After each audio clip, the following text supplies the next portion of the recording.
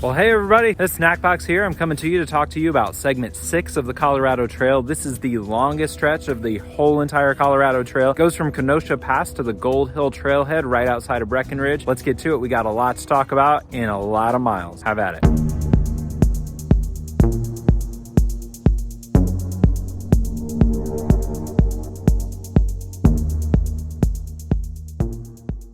So segment 6 of the Colorado Trail, you just hit Kenosha Pass, maybe you stop for a trail day in Jefferson, maybe you got a resupply, and then you are going to head down into a valley and then set yourself up to start on Georgia Pass. This is one of the most beautiful stretches of the entire trail, and it's one of the first where you really start to see the expansive views. You're going to start to really get a sense of those wide open skies and the mountain ranges in the distance. And so get excited about it. You should be super amped at this point because you're making great time and you're about to cross that 3-digit 100-mile mark on your way into Breckenridge. Let's get to some of those practical tips that are going to help you make this one of the best stretches of your entire through hike. First piece of advice for segment 6 actually happens before you get on to segment 6. So when you're at the trailhead there at the Kenosha Pass, there's a very good likelihood that you are going to have cell phone service. If you do have cell phone service, now is a really great opportunity to go ahead and reserve a room or a bed in the hostel in Breckenridge or in Frisco. So either of these towns are accessible by the bus, free for you. If you know that you're hiking kind of slowly, set it out for 3 days from now. If you're hiking quickly,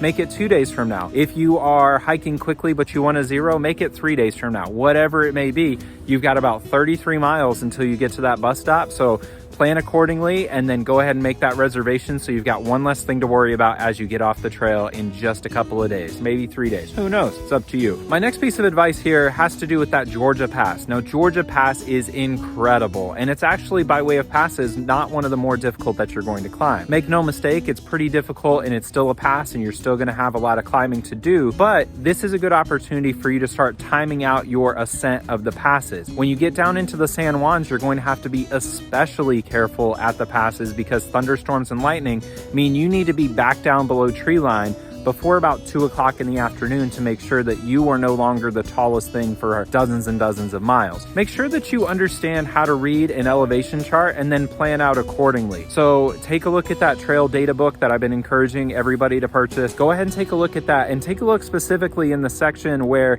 it will show you the elevation gain between segments. And this is a good opportunity for you to figure out exactly how much climbing there is between your current spot and the next major landmark. What I like to do personally is I like to push ahead and try to set up at the base of a pass so that when I wake up in the morning, I'm up at the pass. Ideally, I'm up at the pass to catch the sunrise, which can be really beautiful. For those of you who have been watching these guides, you know that I love to be up early in the morning. I like starting my hike at about 5 in the morning, but if you're not that way, I still encourage you to try to set up at the base of the pass so that you can start making those big climbs before the sun starts beating down on you. It's a really great way to go. Use segment 32 as a practice stretch for timing out how you're going to hop over and hurdle passes. Got a dump truck here. They got dumps in the truck.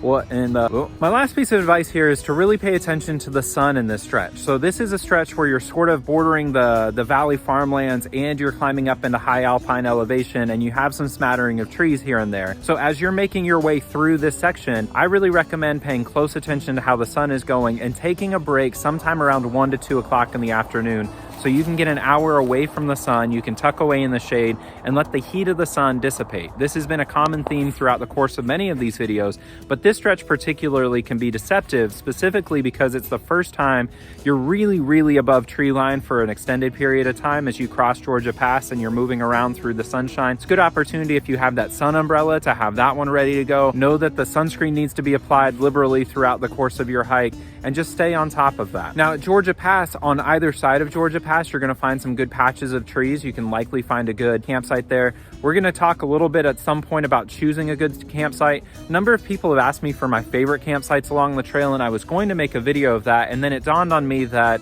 you know, it's more important to know how to plan ahead and find areas with good campsites and look ahead.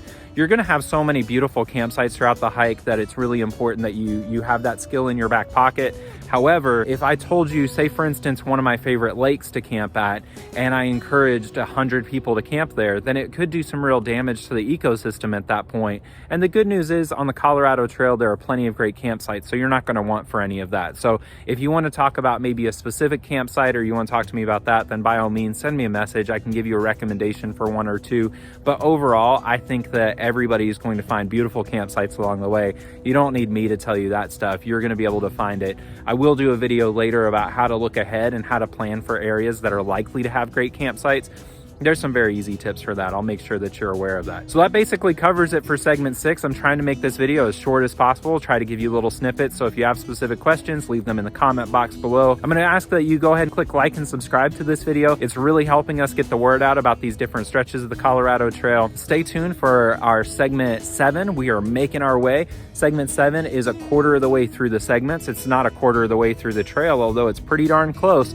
So hang tight with me. Looking forward to seeing you all soon. Have a great week. Get out in that sunshine. Enjoy some of your hiking and preparation. Can't wait to hear about your adventures soon. Snackbox out.